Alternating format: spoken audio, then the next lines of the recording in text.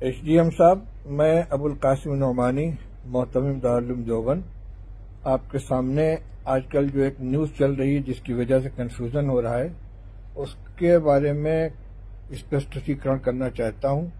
चंद रोज पहले यहां पर तलबा को समझाने के लिए एक प्रोग्राम हुआ था।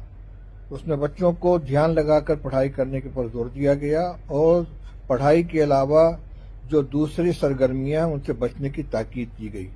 उसी सिलसिले में ये भी कहा गया कि दारुल उलूम का जो कोर्स है उसमें पूरा वक्त दें, तैयारी करें और ध्यान लगाकर पढ़ें। जो बच्चे दारुल उलूम में दाखिल हैं, यहाँ के हॉस्टल में रहते हैं, लेकिन बाहर कोचिंग सेंटर में जाकर अंग्रेजी पढ़ते हैं या कोई दूसरा काम करते हैं, जैसे कोई दुकान लगा रहा है, कोई मेवा बेच रहा है, उन सब के ऊपर पाबंदी लगाई गई है।